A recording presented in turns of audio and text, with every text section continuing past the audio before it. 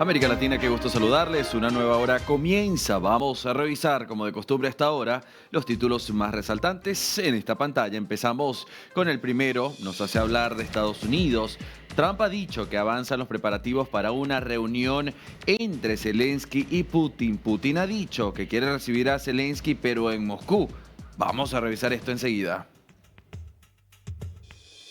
El siguiente de los títulos, el presidente Javier Milei ha suspendido el acto de presentación de candidatos que estaba previsto para hoy y esto se debe en gran parte a las fuertes lluvias producto de la ciclogénesis que ha afectado este martes a Buenos Aires y se espera continúe hasta mañana por la mañana con lluvias aisladas. Vamos también a adentrarnos en Argentina enseguida. Pasamos de este país hasta Chile. Prisión preventiva para uno de los autores materiales del crimen de Ronald Ojeda, alias El Gordo. Vamos a ahondar en este tema, cómo avanza la justicia de Chile al respecto. Siguiente de los títulos nos lleva directamente hasta Ecuador. El ejército despliega 1.750 militares en 9 provincias para luchar contra el crimen. Fíjese que esto se da en el marco de la importante lucha que tiene Daniel Noboa, quien por cierto, paréntesis, se encuentra en una gira internacional, pero que él en Ecuador busca acabar con el narcocrimen, el narco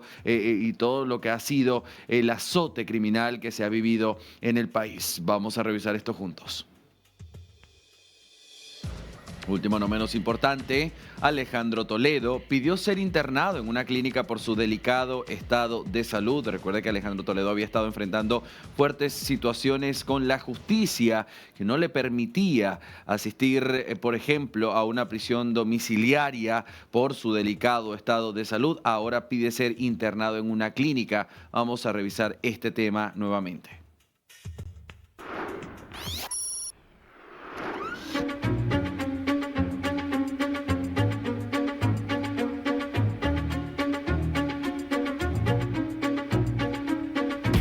Bien, las pericias del fentanilo han avanzado en la Argentina. Recuerde la investigación que se está haciendo por las 97 muertes que ha dejado el uso del fentanilo. Fíjese que esto ha traído pacientes de diferentes puntos de la Argentina, pero que han sido víctimas de un lote de fentanilo, este opioide más fuerte que la morfina, que estaba alterado, contaminado, y este generó la muerte en varios pacientes cuyas citas programadas eran para cirugías que ni siquiera en muchos de los casos era de alto riesgo y terminó en convirtiéndolos en unas víctimas fatales. Hay una fuerte investigación y esta, por supuesto, continúa con las pericias a historias clínicas. Estamos hablando de 20 historias clínicas, de las cuales de estas 20, 12 condecían justo con lo que se esperaba en un principio, lo que se analizaba, ¿no? Justamente como un principio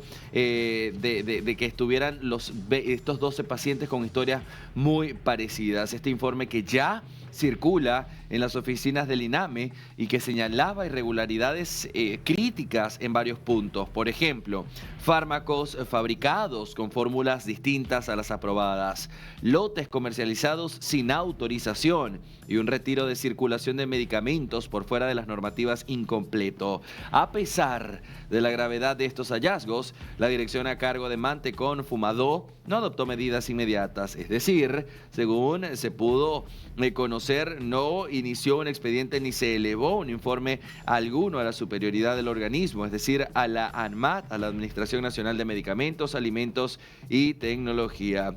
El 26 de marzo de 2025, la directora del Instituto Nacional de Medicamentos recibió un informe demoledor. Se enumeraban incumplimientos reiterados de HLB Pharma y Laboratorios Ramallo en la producción, distribución y comercialización de medicamentos de uso humano. La advertencia era clara. Desde ansiolíticos hasta tratamientos para la hipertensión y la diabetes, varios productos estaban siendo comercializados por fuera de la normativa vigente.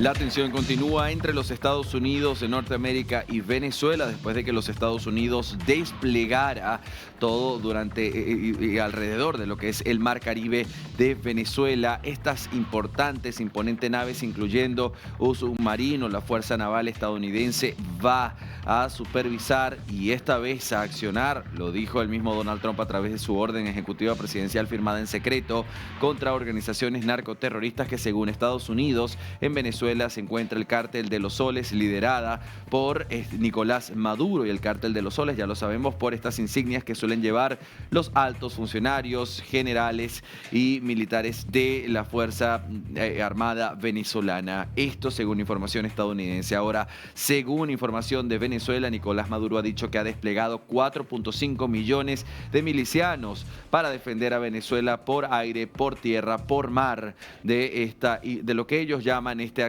invasión de los Estados Unidos en territorio. El hecho es que Estados Unidos dijo en las próximas 36 horas, y el tiempo está rodando, está corriendo. Un Marco Rubio que en varias oportunidades ha dicho que Nicolás Maduro es un usurpador, que no es un presidente legítimo ni verificado, y en este caso ya Marco Rubio lo ha tildado de narcoterrorista, y esta es la preocupación principal de los Estados Unidos, quien a su vez en paralelo le ha levantado las sanciones a Chevron, la petrolera, para que continúe de manera limitada trabajando en Venezuela. Esto es Noticia en Desarrollo América Latina, vamos a estar atentos.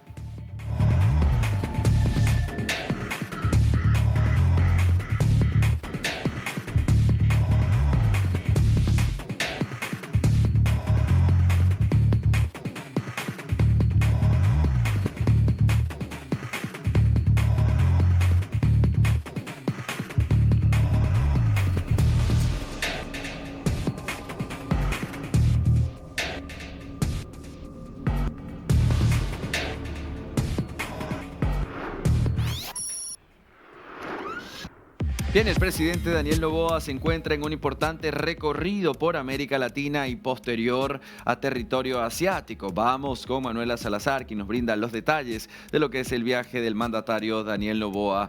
Manuela, qué gusto saludarte una vez más. Cuéntanos los detalles. Hola Andy, ¿qué tal? ¿Cómo estás? Qué gusto saludarte, de la misma manera a todos que están por supuesto en la señal de DNews. Y sí, el día de hoy pues ha culminado prácticamente las actividades en Uruguay dentro de esta gira por el Cono Sur que va dejando algunos mensajes incluso a nivel político, principalmente cuando uno habla de las diferencias ideológicas que se tienen con algunos presidentes, por lo menos de varios países. Es el caso de Brasil, que obviamente uno dice, bueno, a nivel de ideologías dista en algo tanto lo que preside el presidente Daniel Noboa como también Luis Ignacio Lula da Silva. Sin embargo, han sido importantes los acuerdos que se han ido firmando, y esto no solo en materia de seguridad, sino que también en materia de comercio, y creo que esto es lo principal y es el principal aporte también para Ecuador, porque aparte de la parte del tinte político es la parte económica, donde Ecuador busca abrirse campo y sobre todo poder atraer no solo la inversión extranjera, sino que también exportar los productos. Dentro de un momento en que económicamente Ecuador no se siente bien, Ecuador no está bien. Hay muchas ocasiones a nivel económico como se lo siente en el día a día el ciudadano, y bueno, parte de eso también dentro de la inversión y de la exportación que se quiere realizar, también parte mucho esta gira que ha realizado el presidente Daniel Noboa, por supuesto que está todavía en camino, ¿no? Uruguay, y partirá hacia territorio argentino para poder precisamente también reunirse con Javier Milei, y esto creo que es importante destacarlo porque claro, hablamos de que a nivel ideológico Milei y Noboa tienen ideas muy parecidas o van por un mismo camino, y esto atraerá también lo que se pueda realizar a nivel económico junto con el pueblo argentino, ¿no? Y eso creo que también es parte de lo más interesante y sobre todo de lo que hay que destacar. Pero hoy con Uruguay se firmaron algunos acuerdos, principalmente el acuerdo de seguridad. Acuerdos que se firmaron directamente con el Ministerio de Defensa y con el Ministerio del Interior. Lo habíamos dicho el día de ayer, dentro de lo que significa estos acuerdos o algunos acuerdos también de seguridad que se firmaron con Brasil, poder intercambiar información, pero también conocimientos, tanto de las policías, en este caso de Brasil, como había sido, y lo mencionamos en su momento el día de ayer, como también ahora con Uruguay. Creo que eso es muy importante dentro del camino que trata de poner Ecuador de esta lucha contra el crimen organizado, que realmente se ha llevado muchas vidas y que todavía sigue golpeando fuertemente acá a Ecuador y a varias provincias, sobre todo a varias ciudades, principalmente las costeras y las que tienen que ver mucho con los puertos, que es todavía por donde se está peleando y todavía hay una fuerte enraizado el narcotráfico. Pero creo que esto es importante también a destacar lo que se está, firmado por parte de los gobiernos, tanto de Uruguay como también de Ecuador, y a la vez dentro de la rueda de prensa, ¿no? La cálida bienvenida que le da el presidente de Uruguay al presidente Noboa, y algo que dejó pensando, y a lo menos para los analistas y en la parte política esto será obviamente tema de discusión más adelante, es el hecho de decir que ya aquí no es importante, resumido, ¿no? En otras palabras, no es importante ya las ideologías, sino que el trabajar por el bien común o trabajar por el bien de los ciudadanos. Y creo que este es el mensaje que se está dando por parte no solo del presidente de la República, Daniel Noboa, sino que también por parte de los otros presidentes, del mismo presidente de Brasil y, como lo decimos, incluso también del presidente de Uruguay. Andy, no sé si tienes algún interrogante. Sí, Manuela, ya dejas muy claro cuál ha sido el escenario, el recorrido por una América Latina que lo ha llevado a estos países de diferentes ideologías, Brasil, Uruguay, pero que justamente este es el mensaje, dejar las ideologías a un lado y priorizar las relaciones comerciales y de seguridad, como en el caso de Uruguay. Ahora, quiero saber, Manuela, qué se ha dicho al respecto de su viaje a Japón, es decir, a tierras asiáticas, qué es lo que se busca encontrar en aquel lugar y con quiénes se reunirá, qué se sabe al respecto. Bueno, todavía de lo que significa una agenda de actividades como tal en Japón no se nos ha dado a conocer. Se entiende que tendrá su gira, por supuesto, por Japón. Generalmente por territorio asiático lo que se busca es el tema de la exportación. Recordar que hay muchos productos del Producto Interno Bruto que conforman el Producto Interno Bruto y también los materiales de producción que tiene Ecuador. Incluye el banano, incluye también lo que significa el camarón, sino también varios productos de mar que también son exportados. Y va por ahí la exportación, la misma importación, las relaciones comerciales que se pueden establecer con el mismo Japón, pero sobre todo a nivel de tecnología e incluso de inteligencia, apoyándose obviamente en esta transición digital, el apoyo que se tiene también, por supuesto, dentro de lo que significa cada vez más la tecnología y el avance de la misma. Principalmente serán varios de esos momentos, detalles o temas que se van a discutir y, por supuesto, por los cuales también le están llevando por esta gira ahora hacia Asia, hacia Japón, precisamente al presidente de la República, Daniel Noboa. También teniendo en cuenta que con Asia tenemos buenas relaciones o tenemos relaciones también históricas, principalmente con China. Ahora se quiere también seguir tendiendo ese puente y ampliarlo con el país de Japón, Andy. Gracias, Manuela Salazar, por estos detalles. Vamos a estar muy atentos a cómo continúa esta gira que hoy veíamos, por ejemplo, en el video que sale justamente ahora en pantalla, un Daniel Noboa acompañado de Gabriela Sommerfeld. Ahora, Manuela, me gustaría saber, mientras el mandatario se encuentra recorriendo los países en búsqueda de acuerdos que beneficien a la nación, ¿cómo queda la situación en el país? ¿Quién está a cargo en estos días del presidente encontrarse ocupado en el exterior? Por supuesto, es la vicepresidenta María José Pinto, quien obviamente funge en esta ocasión en reemplazo de Daniel Noboa mientras se encuentra dentro de esta gira, pero enfocado precisamente la vicepresidencia más en esta campaña contra la desnutrición crónica infantil. Recién lo anunciaba la vocera del Gobierno Nacional, que se ha inyectado 442.6 millones para esta campaña o para este proyecto que se está llevando adelante, y principalmente quien lo impulsa es la vicepresidenta María José Pinto, que es el ámbito en el que más le observamos a la vicepresidenta, que es quien se encuentra actualmente obviamente en reemplazo del presidente Daniel Noboa, en medio de muchas situaciones, pero sobre todo también de lo que acontece a nivel político, ¿no? Tanto de lo que sucede en la Asamblea Nacional como también lo que está sucediendo en la Corte Constitucional, y a la expectativa de cómo se vayan tratando algunas de las audiencias en la Corte Constitucional. Por supuesto que les estaremos contando durante las diferentes diferentes emisiones lo que sucede con algunas de las leyes que fueron aprobadas y que actualmente tienen algunos artículos suspendidos por la Corte Constitucional. Es un tema que todavía se está llevando a cabo y va día con día cambiando un poco la información. Manuela, me gustaría, y con esto ya te voy despidiendo, compañera, no quiero quitarte mucho tiempo, entenderlo y compararlo, si se puede, por ejemplo, con Perú. Cada vez que la mandataria Dina Boluarte tiene que salir a algún viaje al exterior, generalmente hay complicaciones con su Congreso al momento de las notificaciones, de los permisos, de la comitiva, del dinero que se debe proveer para estos viajes. ¿Cómo funciona esto en el Ecuador cuando el mandatario anuncia, por ejemplo, que quiere hacer esta gira por América Latina y posterior por territorio asiático? Eso, por un lado, desde el oficialismo, ¿cómo reaccionan estos otros poderes? Y, por supuesto, la oposición. ¿Critica, por ejemplo, estos viajes de Daniel Noboa? Bueno, en general todo esto se lo maneja directamente con el Ministerio de Relaciones Exteriores, que es el encargado de manejar o de crear esta agenda y tender estos puentes para que el presidente de la República, Daniel Noboa, pues realice este tipo de giras.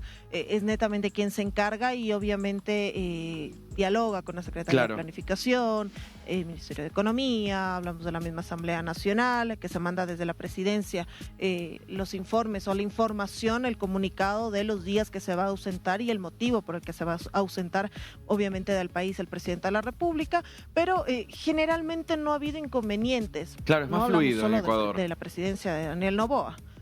Exacto, incluso recordarás la de Guillermo Lasso, tampoco tenía mayores inconvenientes. Tampoco es que era una agenda del expresidente Lasso el movilizarse o tener muchas giras.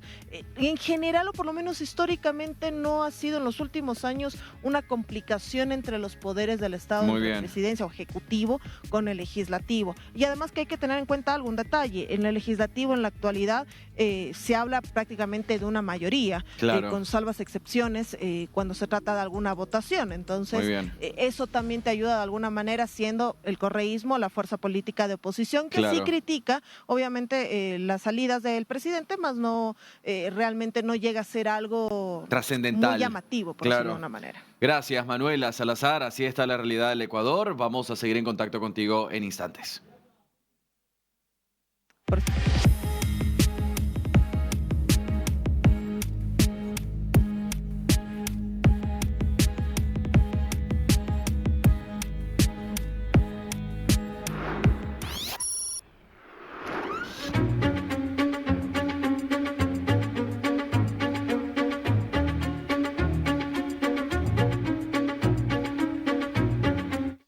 Bien, América Latina, y la reunión trilateral más esperada para esta guerra de 3 años y medio entre Rusia y Ucrania tras la invasión de Rusia sobre territorio ucraniano, pues ahora Putin ha dicho que está listo para recibir a Zelensky, pero en Moscú. Recuerde que el presidente Donald Trump es quien ha movilizado esta reunión en lo que fue esa cumbre del 15, y ahora lo que se espera, una reunión entre los tres mandatarios. Zelensky rechaza, por supuesto, ir a negociar a Moscú, y Europa busca un sitio donde no detengan a Putin. El canciller alemán sitúa el conclave en las próximas 2 semanas. Una de las opciones más tangibles pudiese ser Hungría. Estados Unidos y Europa quieren sentar al presidente ucraniano y al ruso en la misma mesa, con Donald Trump o sin él. Volodymyr Zelensky apoya la idea. Vamos entonces a estar atentos cuál será el territorio. Por el momento, le digo, es opción, no es confirmado, estaría Hungría. Recuerde que el mismo presidente de Rusia tiene orden de captura a nivel internacional, por ende habría que buscar un país donde este no sea capturado por la ley.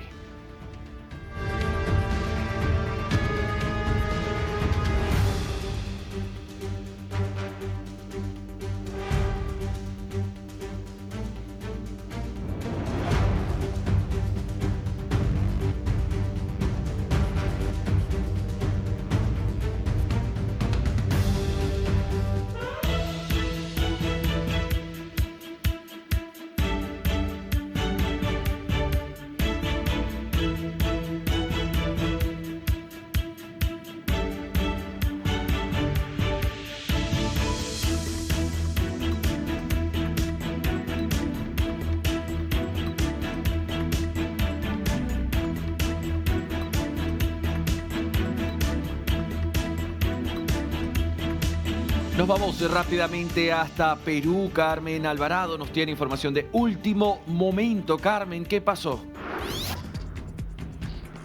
¿Cómo estás, Sandy? Podemos decir que esta noticia lo tenemos en calidad de primicia porque acabamos de hablar con el abogado de los topógrafos colombianos que fueron detenidos en territorio peruano. Estamos hablando del doctor Carlos Cabezas y es lo que ha dicho el doctor Carlos Araujo Cabezas.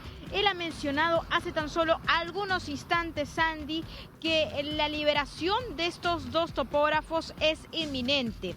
Es decir, según palabras, y vamos a utilizar y también lo vamos a citar, Andy, es que han mencionado que la Fiscalía ya ha puesto a disposición del Poder Judicial este caso, solicitando proceso inmediato. Eso quiere decir que en tan solo 48 horas, pues estos ciudadanos colombianos van a tener la libertad. Entonces esto se va a determinar en la audiencia de proceso inmediato. Noticia de último minuto. ¿Sabes por qué, Andy? También en las últimas horas se estuvo hablando sobre este polémico caso en medio de una tensión que se ha tenido luego de declaraciones del presidente colombiano Gustavo Petro y que incluso abogados penalistas estaban analizando o advirtiendo de que la Fiscalía podría pedir hasta 15 años de prisión por violación a la soberanía nacional.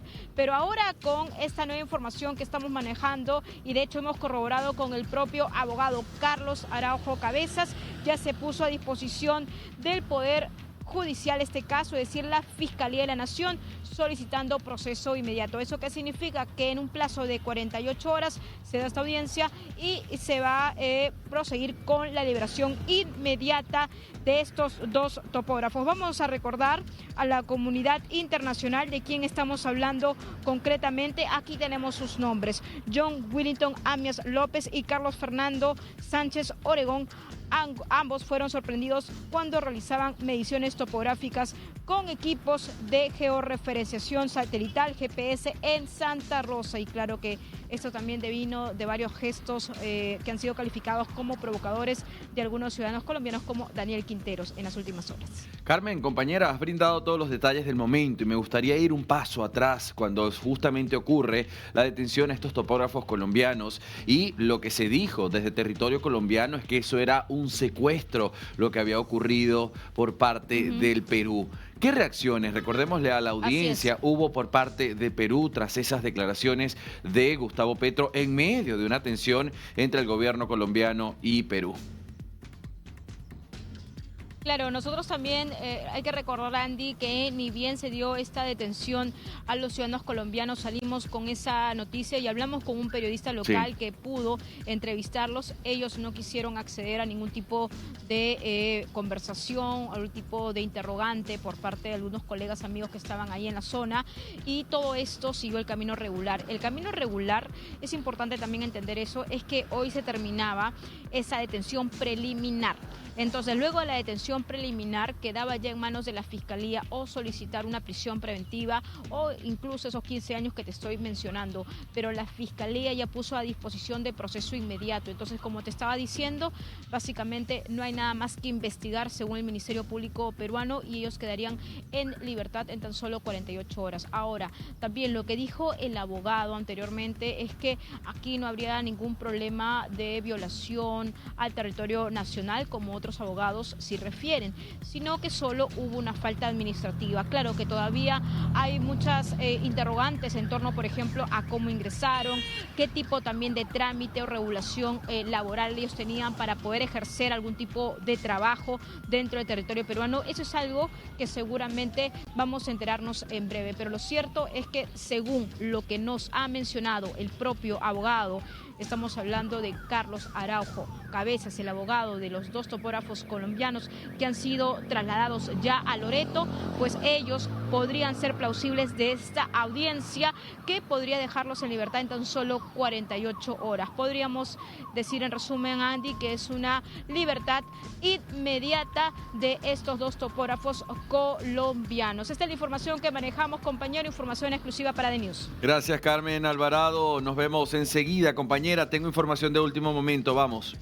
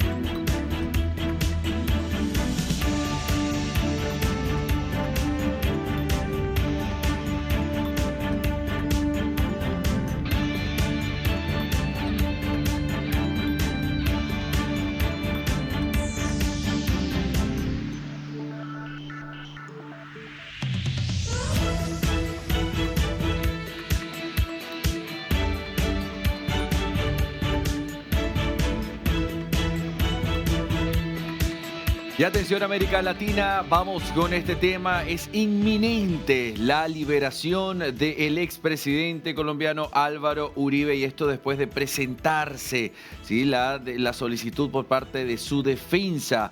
Vamos desde llamada telefónica a comunicarnos con Sergio David González para que nos brinde los detalles de esta noticia. Sergio, te escuchamos. Andy, buenas tardes. Un saludo especial para ti y para toda nuestra audiencia. Mucha atención, que esta es una información de último minuto. Se acaba de confirmar que el expresidente Álvaro Uribe Vélez recupera de inmediato su libertad, luego de que el Tribunal Superior de Bogotá fallara a su favor en una tutela, como se conoce en Colombia, o una acción de amparo, como se conoce en otros países de Latinoamérica, que buscaba tumbar la medida de aseguramiento en su contra. Esto, por supuesto, mientras se conoce la decisión en segunda instancia sobre su condena por los delitos de soborno y fraude procesal. Vía tutela o vía acción de amparo, Andy, televidentes, el tribunal decidió revocar de esta manera la detención domiciliaria que había ordenado la juez 44 del caso, que recordemos es Sandra Heredia, quien le había dado a Uribe una condena de 12 años de cárcel con beneficio de prisión domiciliaria al ex jefe de Estado, y el cual permanecerá desde ya en libertad hasta que, reitero, el tribunal decida si revoca o mantiene la condena que le impulsó la juez Sandra Heredia. En el comunicado que dio a conocer el Consejo Superior, el Tribunal Superior de Bogotá, dice lo siguiente: dice que el Tribunal de Bogotá resolvió la primera acción de tutela en el proceso contra Álvaro Uribe Vélez. La Sala Penal decidió sobre la solicitud de amparo interpuesta frente a la orden de detención inmediata dictada en su contra. Así lo dio a conocer a través de la respuesta del fallo de acción de tutela a la defensa del expresidente Álvaro Uribe Vélez. Estamos atentos a algunas declaraciones que llega a presentar el expresidente desde su recinto en Río Negro. Esto es en el departamento de Antioquia, a pocos kilómetros de la ciudad de Medellín, Andy. Gracias, Sergio David González, compañero. Vamos a ahondar en este tema en nuestra emisión central, así que te encuentro en un ratito para que entendamos toda la situación respecto de Álvaro Uribe. Así es, Andy.